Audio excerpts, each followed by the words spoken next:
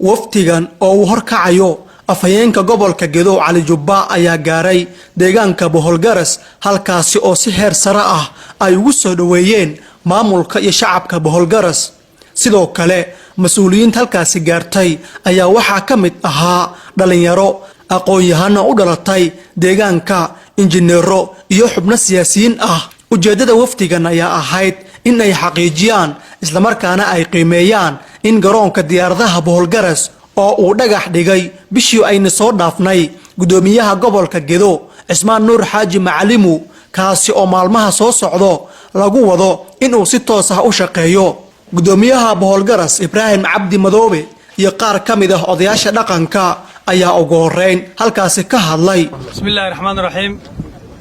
halkan maanta aan taaganahay waxa weeye deegaanka Boholgaras halkan aan taaganahay waa airportkii ay dhagax dhigeen mas'uuliyiinta gobolka Gedo kadib markii kormeer noogu imaadeen muddo 5 cisho ay nala joogeen ay daraaseeyeen baahida deegaan ahaan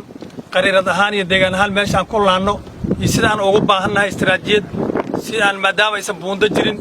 wadooyin kale oo gobolka Gedo ugu xiran aysan jirin ayaa waxay la wadaageen shacabka baahidaas oo ahayd koow inay u dhagax dhigaan airport si tanziilaadka ugu horeeya dadku ay helaan mustaqbalka dhow marka annaguna waxaan sameynay ka deegaan ahaan annagoo shacab ciidamada hooyooyinka dhalinyarada ururada bulshada rayidka inaan isxilqaan ku sameyno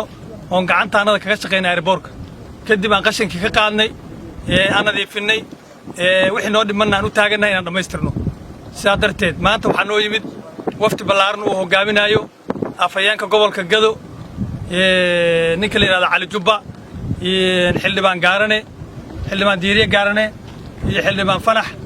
iyo saraakiil kale iyo injineerkii oo laga soo diray gobolka waftiga uu soo igmaday gudoomiyaha gobolka iyo maamulka gobolka Gedo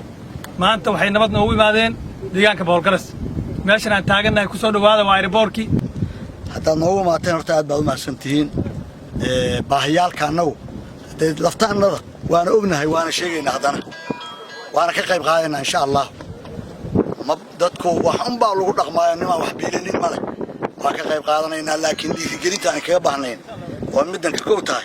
aad baad ugu mahadsantihiin injineer George oo garoonka dhismihiisa gacanta ku hayo ayaa cadeeyay in diyaaradaha ay ka soo degi karaan ayna ka duuli karaan balse loo baahan yahay in la dhameystiro qaybaha kale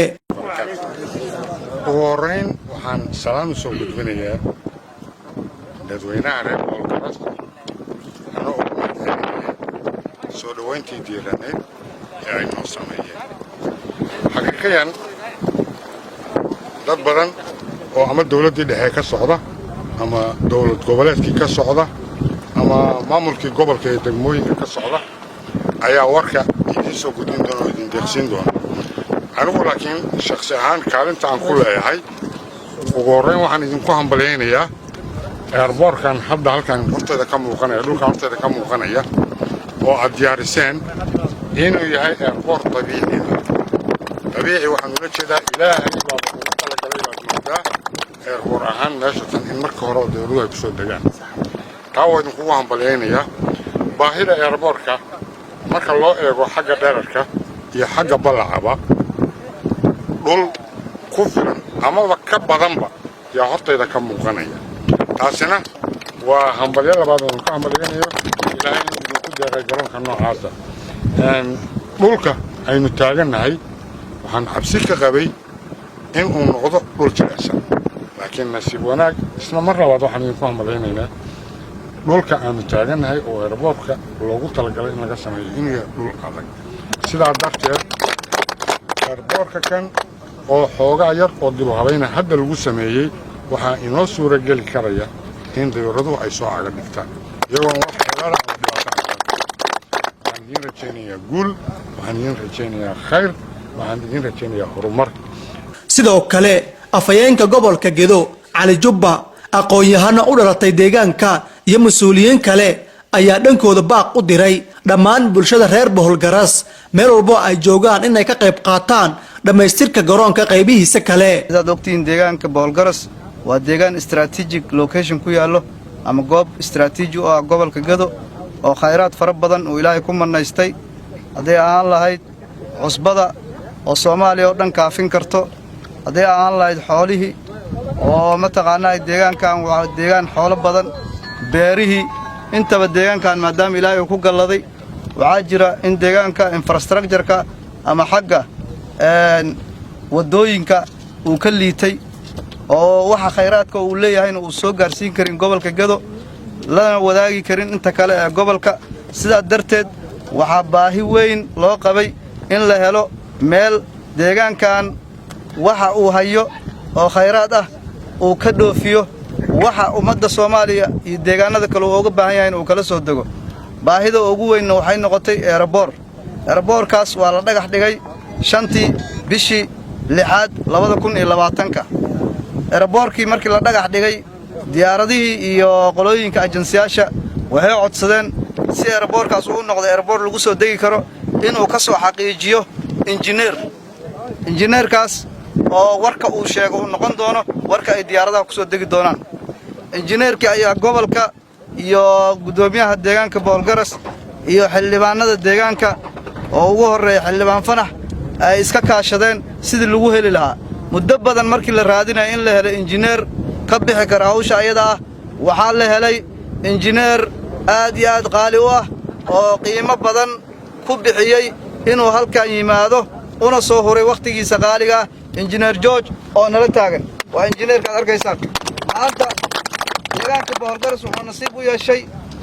asagoo mataqaanaa ilaahigiisa kaashanayo iyo maamulkiisa gobolka inuu soo dhex istaago injineerkii xaqiijin lahaa caddayn lahaa bixin lahaa amarkii u dambeeyay airport-kan inuu airport laga soo degi karo yahay iyo inuusan ahayn markii aan ka soo galnay airport-ka qaybta u horeyso injineerka wuxuu fiiriyay jiheeyihii markiiba wuxuu sheegay airport-ka qaabkii la rabay inuu u yaalo wuxuu kaloo sheegay airport-ka runway-ga ay diyaaradda ku degayso oo looga baahan yahay ilaa 50 mitir ka badan inuu leeyahay oo diyaaradaha ay ku degi karaan wuxuu kaloo sheegay dhirirka airport-ka intii loo baahnaa inuu yahay wuxuu kaloo noo caddeeyey injineerka haddii elevator ama mataqaanaa qashin xaaqe wax yar siman la helo airport-kan in diyaarad walba ay ka soo degi karto isla maalinka berri ah taas waa bishaaraan ugu bishaaraynayno shacabka Boolgaras airport-kan ilaahay dabiiciga ka dhigay intuu u baahan yahay oo la cadeeyay ay tahay meeshii lagu nasan lahaa waxaana jaqafa wixii lagu qaadi lahaa meelihii masaajidka lagu dadkaas ka soo dagayay ku nasan lahaayeen waxyaalaha kale oo dhan oo soo bixi karo oo injineerka hadda waan ka qoraynaa oo soo bixinay insha Allah ta'ala waxaas oo dhan waxa loo baahan yahay inay wax ka qabataan cid kale u taala ma gobolka iyo dawladda doorkooda way qaadaan waxay u qaataan ayagoon halkan intaasoo kiiloomitir oo Itoobiya aan soo marnay ay go'aansadeen inay la qaybsadaan way la qaybsadeen ilaahay waxaan ka baryaynaa cimrigooda inuu dheereeyo ilaahay dheereeyo dhan kastaba ha aadaan siyaasi ahaado meel kasta ka soo jeedo deegaankan waa deegaan ballaaran waa Boolgaras deegaanka oo hoos tageen waxaan u maleynayaa 50 iyo 60 ama 70 tuulo ayaa hoos imaado marka intaasoo dad wax ku nool dad dhalahayo umul waxbarasho la'aan dhan kastaba noloshii waa zero xitaa musqul ay dadkaas ay leeyihiin oo gaar ah ma jirto meel kastoo dhisanta iyo deegaan kastoo dhista iyo gobol kastoo dhisma waxaa dhiso qurba joogtooda oo ilaahay wax siiyey intaan wax siinin wuxuu qalbiga fiyow iyo intii yar uu dhiibo iyo wax u galay marka baaqay wuxuu ku saabsan yahay qof kasta oo sheegay qof kasta oo deegaanka nolosha oo wax haysta iyo mid aan wax haysan waxaa la rabaa meeshaan laga qayb qaato kii aan waxba haysan xoog u soo imanaya halkan waxaa degan dad bulsho badan waxay ku tiirsan yihiin xoolahaas geel buu noqon karaa ari buu noqon karaa wuxuu noqon karaa loob ay noqon kartaa dameer buu noqon karaa qof kasta waxaa la rabaa inuu gado suuqa geeyo si uga qayb qaato halkan ganacsada kale ee soo sheegay qodba joogta la xitaa way ku jiraan kuwa Muqdisho jooga kuwa agarkan jooga wax dhow way ku jiraan walaalayaal waxaan ka baahanahay si degdeg ah in arintaas uga soo jawaabtaan hadda dadkiina iyo hooyaalkiina aad ka naxaysan hooyadiin ma degno meesha mukayfka aad kaga jirtaan waxay degan tahay halkan way ku dhimanaysaa way ku rafaanaysaa waa biilaan waa daawalaan waa waxbarasho la'aan waa masquul la'aan wax kasta oo ilaahay qof khalqay oo adduunka ku noolaan lahaa ma lahan walaalayaal waxaan leeyahay dhiig iskaliya oo ka soo jawaaba baahiyaha meeshan ka jiro si degdeg safar dheer baan soo galnay waxaan soo diray oo aan wakiil ka nahay oo waqtigan balaaran inaan ku matalno noo soo diray warasaabka gobolka Gedo sidaad ogtihiin baraga igu horeeyay oo ku sheegeen shantii bishii lixaad ayaan halkaan safar ku nimid waxyaabahan ugu nimidna waxay ahayd horumarin iyo deegaan balaaran oo dhammaystiran oo dhawaankii sanadadii u dambeeyey warwareer uu ku jiray meel uu la haysto idinka laftirkiina aad ku wareersaneed awgeed inaan xaqiijinno inuu deegaankan gobolka Gedo uu ka mid yahay saamiga ama xuquuqda degmooyinka gobolka Gedo ay leeyihiin inuu yeesho maalinka halkan aan nimid bay u bilaabatay safarkan hadda aan ku soconayna wuxuu qayb ka yahay degmooyinka qaabka loo habeenahay si lamid ah inaan adinkana ma garanaysaa juhdi lagu bixinayo in adinkana aad qayb ka tihiin oo idinku bixiyo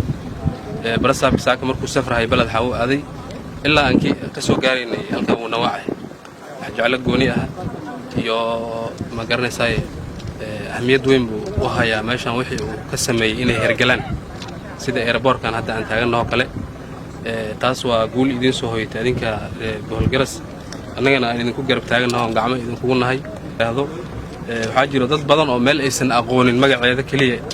maqlay wax ku bixiyo waxa uu baaqayaa dadka jaaliyadaha oo Soomaaliyeed guud ahaan in ay airportkan cusub oo deegaankan hadda la soo nooleynayo oo hadda la kicinayo in ay ka qayb qaataan ayagu anfacaya waa deegaankoodii gaar ahaan especially waxaan si gooni ah ugu baaqayaa qurbo joogta